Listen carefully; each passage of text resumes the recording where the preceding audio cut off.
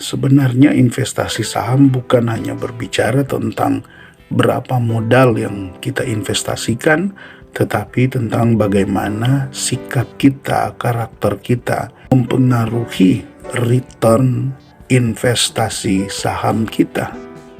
Jika teman-teman memperhatikan dengan seksama, sebenarnya ciri-ciri orang yang akan gagal dalam investasi saham itu teman-teman sudah bisa tahu, teman-teman sudah bisa deteksi hal-hal apa saja yang bisa membuat seseorang itu gagal dalam investasi saham. Namun tentu bagi sebagian besar investor seringkali hal seperti ini dianggap kurang menarik, tidak terlalu penting, dan mungkin hanya buang-buang waktu. Padahal tanpa disadari, dengan tidak memperhatikan hal-hal yang berkaitan dengan penyebab kegagalan dalam investasi saham, sama saja kita sedang berjalan di dalam kegagalan tersebut. Dari sekian banyak hal yang bisa membuat kita gagal dalam investasi saham, setidaknya pada kesempatan ini saya coba membagikan 3 hal yang harapannya dengan 3 hal ini Anda bisa lebih luas lagi berpikir untuk menemukan hal-hal lain di dalam perjalanan investasi saham Anda yang sebenarnya bisa membuat Anda gagal dalam investasi saham. Nah, yang pertama saya ingin membahas tentang tidak belajar tapi selalu merasa pintar. Ini kan suatu hal yang aneh ya. Tidak belajar tapi merasa pintar. Baru masuk di saham, kemudian kenal dengan salah satu metode analisa, sudah mulai merasa pintar. Bahkan yang lebih banyak kan seringkali ketika masuk dalam investasi saham diperkenalkan dengan metode-metode analisa seperti menggunakan analisa fundamental, seringkali dianggap terlalu ribet, seringkali dianggap tidak menguntungkan, karena biasanya dalam menggunakan metode analisa fundamental, ujung-ujungnya ketika pada prakteknya kan juga harus dibarengi dengan bagaimana mengamankan modal, bagaimana mengontrol emosi, dan tentunya untuk semuanya itu bisa berhasil kan itu butuh waktu. Sedangkan bagi mereka yang tidak mau belajar atau malas belajar, selalu merasa pintar dengan apa? Menganggap hal-hal seperti itu tidak bagus, menganggap hal-hal seperti itu hanya buang-buang waktu, tanpa dia sadari ketika mengabaikan sesuatu yang bersifat fundamental dalam investasi saham, maka otomatis dia sedang membuang modalnya sendiri. Nah, tentu teman-teman kan tidak mau ya terjadi seperti itu. Dan kalaupun sudah terjadi, tidak ada terlambat ya. Yang penting kita mau belajar, kita mau berbenah, kemudian kita menggunakan metode-metode yang benar, kita membangun mindset dan mental yang benar dalam investasi, yang tentunya dibarengi juga dengan menggunakan modal yang sesuai untuk dipakai dalam investasi saham. Nah, ini semua tidak terjadi begitu saja. Ini semua butuh pembelajaran. Karena di investasi saham saat kita saja sudah buka rekening dana nasabah, kita sudah punya RDN, kita sudah daftar di salah satu sekuritas, kan terlihat begitu mudah ya. Kan tinggal beli aja. Ya, tinggal klik salah satu saham pilihan kita, kemudian kita beli sesuai dengan modal yang kita miliki, tinggal tunggu saja. Kalau kita beli di harga 2.550, ya kita tunggu dia naik di atas 2.550 sesuai dengan keinginan kita, entah ke 3.000, 3.500, 4.000 atau 5.000, kita jual. Sesederhana itu kan?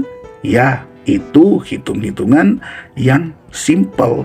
Tetapi di balik hitungan yang simple ini ada jebakan. Jebakannya yaitu pergerakan harga saham tidak selalu seperti yang kita mau. Ya, dalam 5 tahun bisa Anda lihat, bisa naik, bisa turun, bisa naik, bisa turun, bisa sideways, dan ini sebenarnya hanya bisa dikendalikan oleh emosi yang stabil, dan emosi yang stabil tidak akan terbangun tanpa ada pembelajaran melalui tips-tips ataupun filosofi investasi dari para investor yang sudah sukses karena sudah puluhan tahun dalam investasi saham. Pembelajaran juga bisa kita dapati melalui pengalaman-pengalaman kita di dalam berinvestasi. Kan lebih baik ya kita belajar dari orang-orang yang sudah sukses, walaupun memang tidak 100% kita bisa terapkan di dalam perjalanan investasi kita, tapi paling tidak itu bisa meminimalisir resiko, meminimalisir kerugian kita.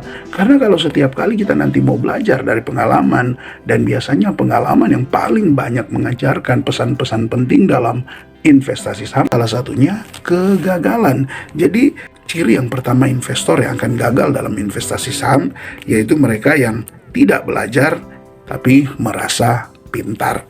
Nah, yang kedua, sobat investor, orang yang ciri investor yang gagal dalam investasi saham adalah suka menyalahkan. Nah, ini jadi suatu hal yang dianggap biasa, tetapi sebenarnya bagi saya ini aneh. Kenapa aneh? Karena gini, ketika membeli saham, sekalipun ada istilah pom-pom, sekalipun ada istilah rekomendasi, sekalipun ada istilah-istilah apalah untuk menarik kita membeli saham, kan kembali lagi keputusan untuk membeli atau tidak itu ada di tangan kita. Keputusan menjual atau menahan itu ada di tangan kita. Jadi ketika ada sesuatu, ada keputusan kita yang salah yang kita buat dalam investasi saham, maka tipe investor yang akan gagal adalah mereka yang selalu lebih suka menyalah-nyalahkan. Ketika mereka jual saat profit baru 5%, namun ketika saham tersebut terus naik, capai 50, bahkan mungkin capai 100%, mulai menyalahkan, si ini sih sudah merekomendasikan untuk jual, si ini sih begini. Ya, sukanya menyalah-nyalahkan. Begitu juga sebaliknya, ketika dia membeli saham-saham yang dipom-pom, saham-saham yang hanya direkomendasikan, kemudian ketika dia mengalami kerugian, dia akan kembali menyalah-nyalahkan. Ini begini. Nah, itu yang dia akan gagal dalam investasi saham. Dan lebih unik lagi sekarang lucunya ya. Contoh saja ketika ada saham-saham, apalagi saham-saham blue chip, saham-saham yang dikenal, tapi kemudian mulai koreksi, entah karena sentimen negatif dari dalam atau dari luar, mulai menyalah-nyalahkan, bahkan tidak tanggung-tanggung masuk di emiten tersebut, kemudian mulai membuat stream-stream tulisan-tulisan yang menjelek-jelekan emiten tersebut, bahkan tidak jarang sampai menyebut emiten-emiten seperti itu emiten yang busuk lah. Padahal secara profit masih tetap profit, mencetak laba, hanya memang kan secara situasi belum membuat saham tersebut secara harga sahamnya mengalami peningkatan. Nah, orang yang akan gagal dalam investasi saham yaitu hanya sibuk menyalah-nyalahkan. Ada orang yang menuliskan artikel yang bagus supaya untuk dijadikan pembelajaran, malah cuma dikomen dengan menyalah-nyalahkan, memberikan pendapat-pendapat yang sebenarnya bukan dari hasil pembelajarannya dari pengalaman investasi saham, tetapi lebih condong karena merasa paling pintar, dan juga lebih parah lagi karena kekecewaan.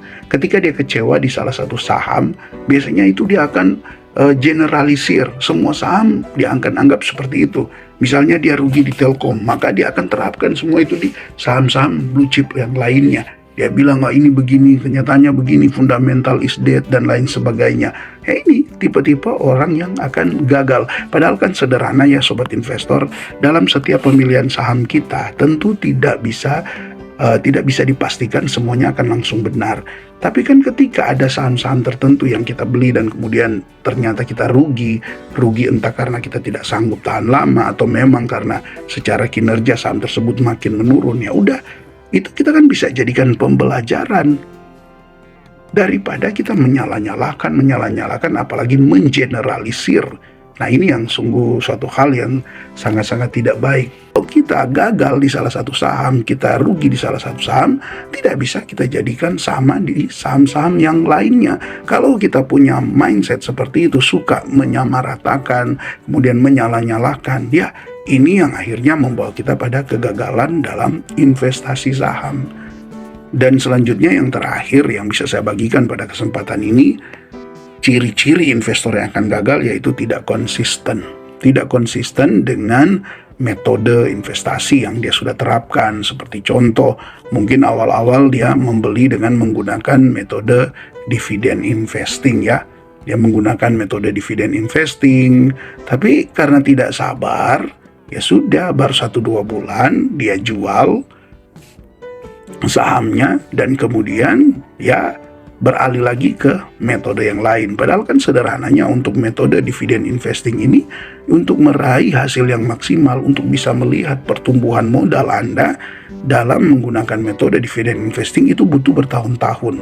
Karena kan dalam metode dividen investing bukan cuma soal sahamnya yang bagus, tetapi juga berbicara tentang bagaimana strategi kita dalam berinvestasi, bagaimana kita mengakumulasi modal yang kita sudah tanamkan, bagaimana kita merinvest dividen yang kita dapatkan, dan bagaimana kita tetap sabar sekalipun pergerakan harga sahamnya itu bisa mengalami penurunan. Itu salah satu contoh. Nah, kalau tidak tahan baru 2 bulan, 3 bulan sudah langsung pindah karena tidak konsisten. Seringkali cuma karena ada koreksi saat ex-date sudah merasa, wah lebih baik kan saya jual dulu. Lihat saja, kalau tidak jual lihat aja, dapat dividen 7%, tapi koreksinya sampai 8%. Di satu sisi memang secara hitung-hitungannya iya benar ya, sebaiknya jual di saat cum-date daripada lihat saja di ex-date akhirnya turun. Tapi pada kenyataannya tidak semua seperti itu. Dan juga sebenarnya bisa dipandang dari satu sudut yang berbeda. Justru ketika dia koreksi setelah ex-date akan jadi lebih bagus kalau apalagi sampai di payment date. Ketika pembayaran dividen kemudian harganya malah koreksi, misalnya kita terima 7%, sampai di payment date ternyata koreksinya sampai 11%, 12%. Justru itu momentum yang pas untuk para dividen investing. Nah, sangat disayangkan menggunakan metode dividen investing, tapi ketika harga koreksi langsung tidak konsisten dengan metode yang diterapkan. Nah, ini yang perlu juga dipahami bahwa ini juga akan membuat kita gagal dalam investasi saham. Nah, dalam metode-metode yang lainnya, mungkin kita menggunakan metode-metode fundamental yang lainnya, entahkah itu saham-saham yang bersifat turnaround. Lah, kalau turnaround kan artinya kita membeli saham yang memang secara analisa kita saham itu masih cukup bagus kok, cuma memang ada dampak dari hal-hal tertentu yang misalnya dia merugi, atau mungkin secara kinerjanya masih stabil bahkan cenderung tumbuh, walaupun memang masih menunggu momentum yang untuk nanti saham tersebut secara kinerjanya itu lebih baik lagi, namun secara harga saham justru dia banyak mengalami penurunan, banyak koreksi. Nah, untuk saham-saham seperti ini kalau kita memang masuk seperti itu, kita harus sabar. Jangan cuma untuk 1-2 bulan sudah kecewa lagi, wah ternyata saya salah pilih saham. Bahkan 1 tahun pun belum tentu kan saham pilihan kita ini akan langsung turn around. Yang penting kan kita terus jalankan saja analisa kita, oh ya masih cocok sesuai dengan skenario, hanya belum dapat apresiasi dari market. Nah, kalau kita tidak konsisten dengan metode yang kita pakai, justru ujung-ujungnya kita yang akan rugi. Kita akan sering gonta-ganti saham, kita akan sering gonta-ganti metode yang membuat ya pertumbuhan modal kita itu tidak maksimal. Oke, sobat investor ya, ini mungkin 3 hal yang bisa saya bagikan pada kesempatan ini. Ya, saya yakin banyak ya, bukan hanya 3 hal ini, tapi setidaknya 3 hal ini bisalah menjadi mewakili untuk kita bisa lebih lagi mempelajari dengan benar investasi saham dan bisa mendapati hal-hal yang lain yang bisa membuat kita gagal dalam investasi saham. Oke, sobat investor, tetap semangat dan terima kasih Anda yang terus mendukung channel ini. Salam IHSG, investor harus selalu gembira.